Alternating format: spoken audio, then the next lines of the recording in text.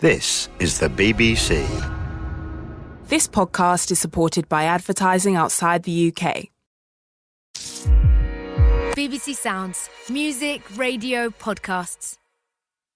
Thank you for downloading this podcast of The World at One from BBC Radio 4. Hello and welcome to The World at One with me, Sarah Montague.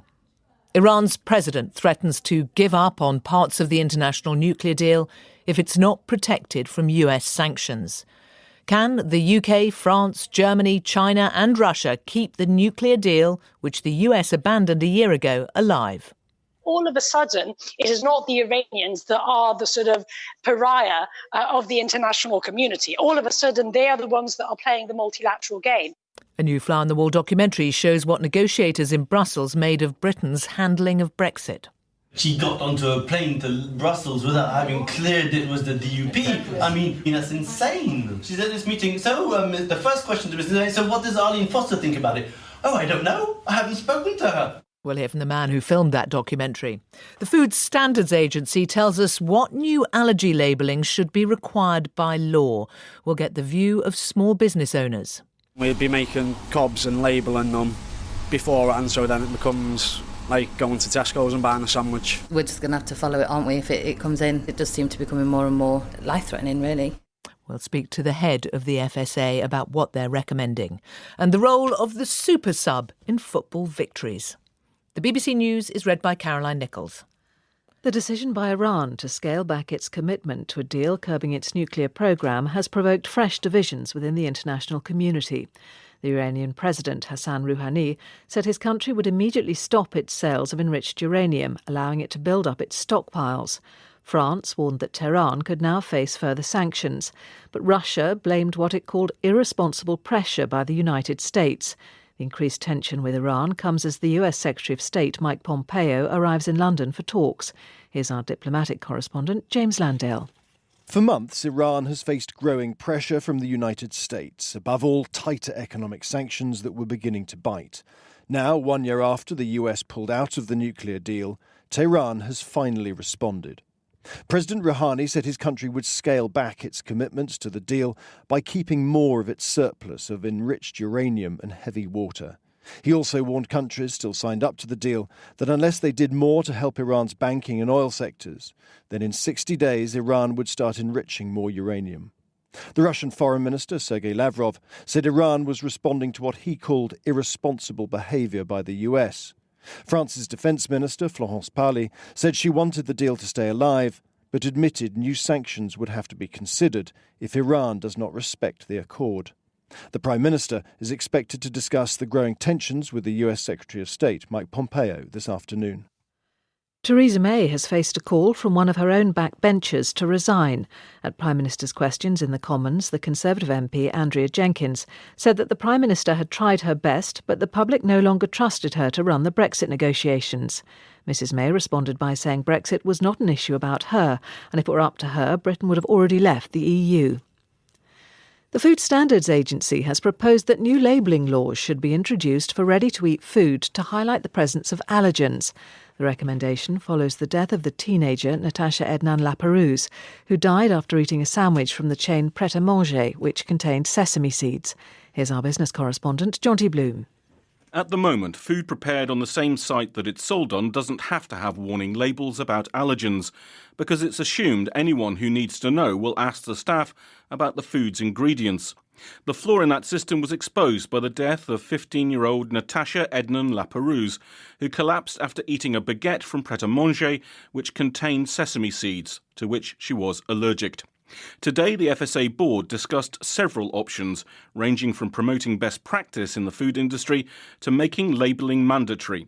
It's decided to recommend that ministers change the law so food outlets must place labels on food, which include a full list of ingredients, with all 14 major allergens covered.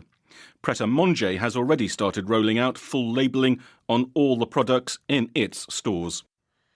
Detectives investigating child sexual exploitation in Rotherham in South Yorkshire have arrested 40 people over the past 2 months. The National Crime Agency said 38 men and 2 women were questioned as part of the operation. Nick Wilson reports. The arrests are part of the NCA's latest investigation into child sex abuse in Rotherham between 1997 and 2015. The individuals, aged between 29 and 53, are from Rotherham, Sheffield, Leeds, Dewsbury and Maidstone. They've been arrested or interviewed over the past 2 months. The offences relate to 13 victims who came forward alleging abuse when they were aged between 11 and 26. Those arrested have all been released under investigation or bailed while inquiries continue. The inquest into the deaths of 8 people who were killed in the London Bridge and Borough Market attack has heard how the perpetrators were shot dead within minutes of beginning their assault. The Old Bailey was told that the men had charged at armed officers wearing what appeared to be suicide vests. From the hearing, Richard Lister reports. The court's been shown images of Khurram Butt, Rashid Redwan and Yusuf Zagba moving through the streets and pubs around Borough Market, attacking people at random with 12-inch knives. Detective Superintendent Rebecca Riggs, who led the subsequent investigation, told the court armed officers arrived within 10 minutes of the start of the attack and opened fire on the men, bringing them to the ground. But she said another officer noticed that they were still moving and appeared to be wearing suicide vests. Police opened fire on the attackers again and began trying to evacuate the area, discovering that a man in a pub had been injured by a stray bullet and others had been hit by shrapnel. There was confusion too about whether all the attackers had been found, as 2 of them had removed jackets they'd been seen in before they were shot. It was an hour before the police established that the suicide vests were fake and all the attackers had in fact been killed.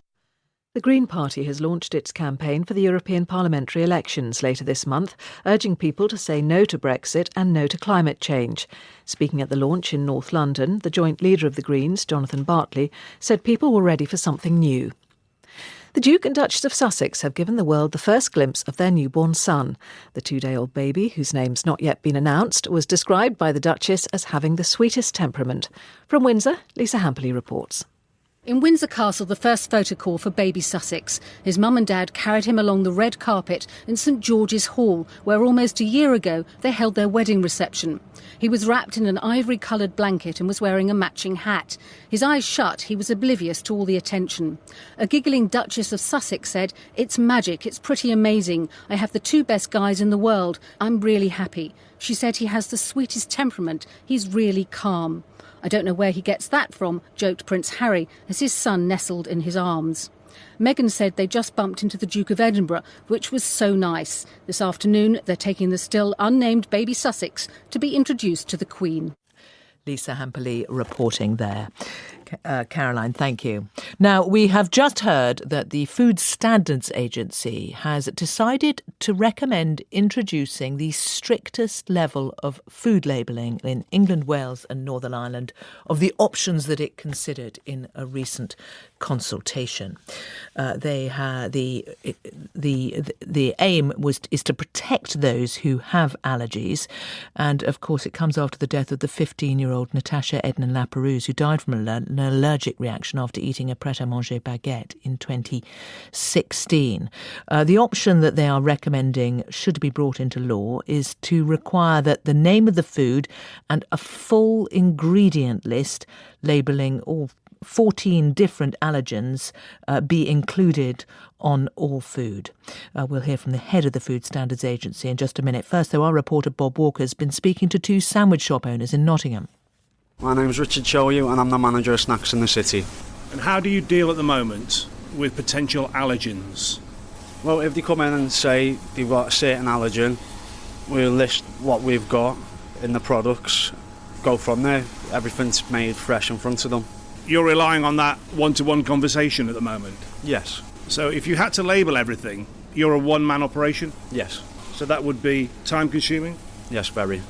Stop us from being a cob shop, because then we'd be making cobs and labelling them beforehand, so then it becomes like going to Tesco's and buying a sandwich. I'd have to pre-prep it and then relabel everything. So this is Elsie's Sandwich Bar on Alfreton Road. I'm Sarah. I don't have the labels where people can see them at the moment, but if people mention to me that there's allergens, then I know what's in the food, because most of it's freshly prepared anyway. And I keep all the labels for any pre-made food to hand so that I can check what allergens are in it.